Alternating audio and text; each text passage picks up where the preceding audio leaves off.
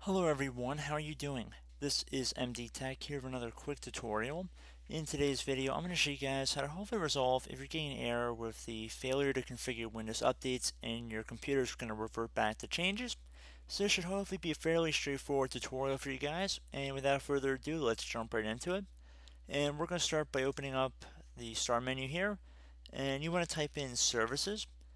Best match should say services, so we want to right click on it and then left click on Run as Administrator.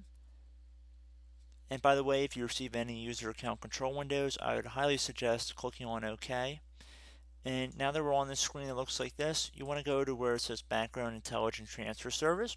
You want to right click on it, left click on Stop from this context menu, and then once you've done that, you want to go down to Windows Update right here.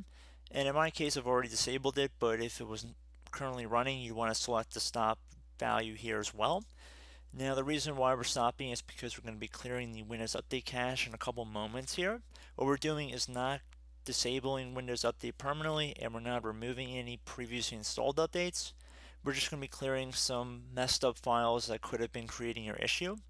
And that's kind of a simple way of looking at it or trying to explain it, but I think it does the job fairly well. And we're going to start by opening up the start menu now for our second part of the video. We're going to type in folder option. Best match should say File Explorer options, so we want to open that up by left clicking on it. You want to left click on the View tab at the top, and then underneath Hidden Files and Folders, you want to select Show Hidden Files / Folders and Drives. Select that, and then click on Apply and OK to save the change.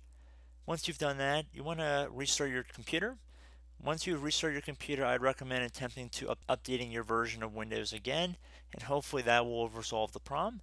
If that did not fix your issue, I'm going to have a link in the description of the video to a Microsoft Fix-It page. So I'm going to open up the link right here.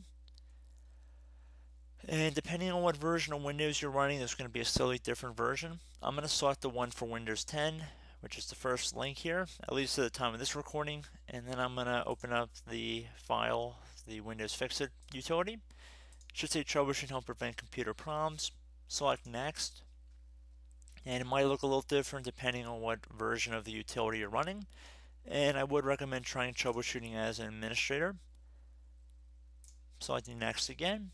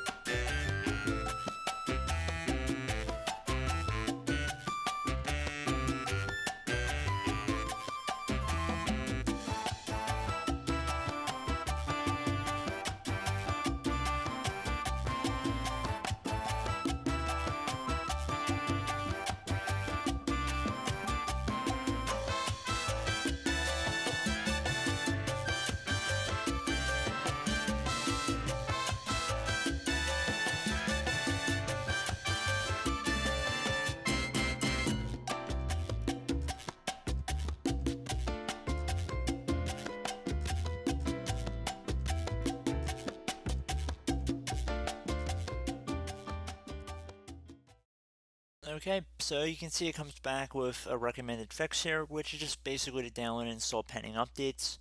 I would highly suggest clicking on this Apply the Fix button right here, but for the sake of time, I'm going to select Skip the Fix because I don't want this video to be too long. But again, if you get anything that looks like this, select Apply the Fix.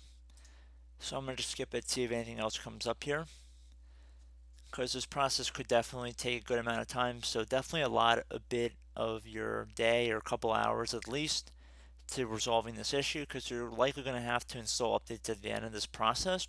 Just want to put that out there. Doesn't mean you actually have to be sitting in front of your computer the whole time, but there's a bit of time involved in this process. So we can see the one thing it did find was the thing I did not click Apply the Fix for. But again, the reason why would be it had to check for updates, and that would have taken a good amount of time, which I'm not really in the time to do that for this video. But I just want to put that out there. I would recommend closing out the troubleshooter once it's finished to restart the device, especially if it found something, and I hope this tutorial was able to resolve your issue. So, as always, thank you guys for watching. I do hope I was able to help you out, and I look forward to catching you all in the next video. Goodbye.